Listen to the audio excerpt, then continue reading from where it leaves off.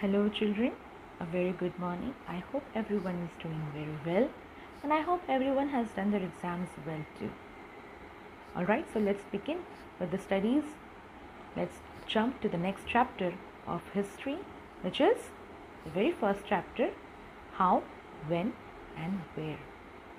But before that, let me ask you a few questions. Why do we celebrate birthdays? How do we celebrate birthdays?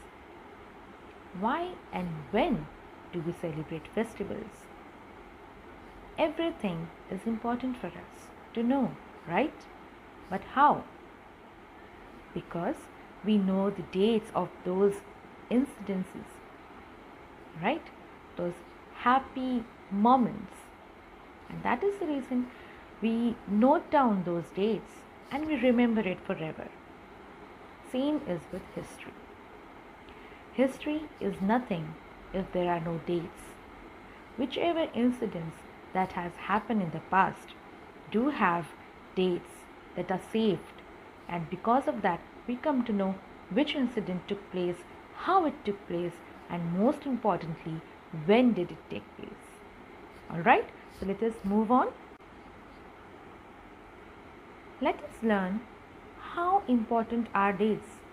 Why do dates keep so much of importance in everybody's life and also in every subject, under which we will be covering 3 subtopics: which dates, how do we periodize, what is colonial. Dates are considered to be the most important in ancient times.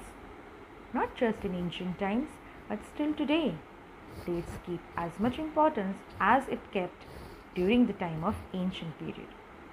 But today we have various resources available, with the help of which we come to know about every incident date very easily. But in ancient times, why people kept so much of importance for the dates? Because very few people were knowledgeable. Historians, very few people were there who knew about history. And that was the reason why debates and battles took place. Because that was the time of the emperors and kings and monarchs. And people who knew dates, who have witnessed each and everything properly, and who knows about history very well, scholars I must say, they had debates with each other. And in the name of that, there were battles between emperors. You can imagine how much important dates were on which battles were fought. Historians were keen to record their rulers' life history because historians knew that period which we are living is going to be a history someday. So they kept recording each and everything about the king or the ruler. They recorded when he was born. They recorded who were his parents. They recorded how his childhood was. They recorded how he gained education. Then the people recorded about their early life. People recorded about their marriage. People recorded about their children. People recorded about their successes. People recorded about their deaths also and reasons for their deaths. Dates are from history. History is from dates. In a nutshell, they both go hand in hand. History is nothing without dates. And where there is no date, history cannot take place. Alright. Students, let us move further and learn about the very first subtopic, that is, which dates. Students, we had seen the era of emperors and monarchs and kings. Later came the era of governor generals. British rulers were often denoted to be as Governor General or Viceroys. As you can see in this particular slide, there are 2 pictures. The very first picture is of Warren Hastings. Okay, he was the very first Governor General of India in the year 1773. And the next picture is of the last Viceroy of India, Lord Mountbatten, in 1947. India was ruled by many governor generals. Hastings, Wellesley, Bentinck, Lawrence, Curzon, Irvine, to name a few. After Warren Hastings, there was a chronology, a series of governor generals or viceroys, ended by our Lord Mountbatten. Every ruler marked his history in the British era. Every ruler had created events in history with dates, and that is the reason we come to know who was our first governor general, who was the last, and who were there in between, because everything is recorded with dates, and every governor general has created an incident or event in its rule, in its own particular rule, so that it creates history. Next subtopic is, how do we periodize? Now, what do you mean by periodization? Periodization is the division between various eras or periods. Alright, you have periods, right? Period 1, 2, 3, 4. Why your lectures are called as period? Because they have pause in between. After one period, another period starts. After another period, and then comes the line of different periods. That is the reason we call it as periodization, means division of various eras. In 1817, James Mill, a Scottish economist and political philosopher, published his work named as The History of British India. He divided Indian history into three periods, namely Hindu period, Muslim period, and British period. He mentioned that Asian countries are facing low level of civilization. Asian countries are facing low level of civilization means what? It means that they want to convert India into one of the European nations. Hindu and Muslim rulers have created religious intolerance, caste supremacy, and superstitious beliefs. These were the words of James Mill in his book. According to him, he thought that Hindu and Muslim rulers have created a lot of religious intolerance in the state. They have created caste supremacy. Also, people in their rule are believing a lot in superstitions.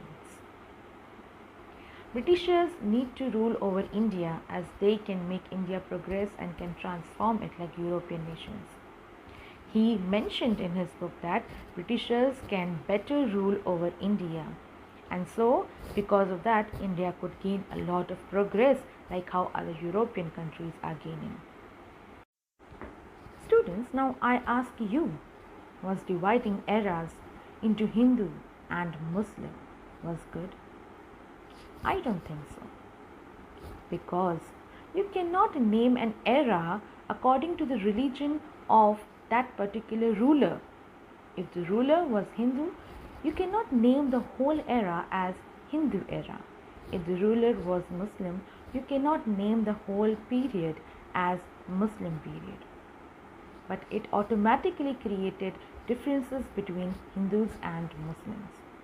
One must not forget, even though the rulers were Hindus and Muslims, they never suppressed their faiths onto their own people.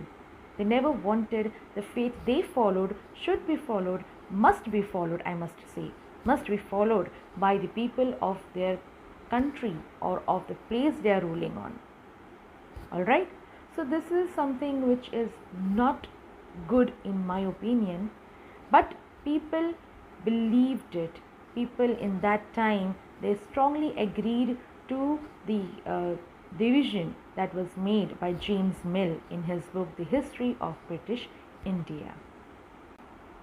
Let us move ahead and let us see how other historians classified Indian history into other categories, that is ancient India, medieval India, and modern India.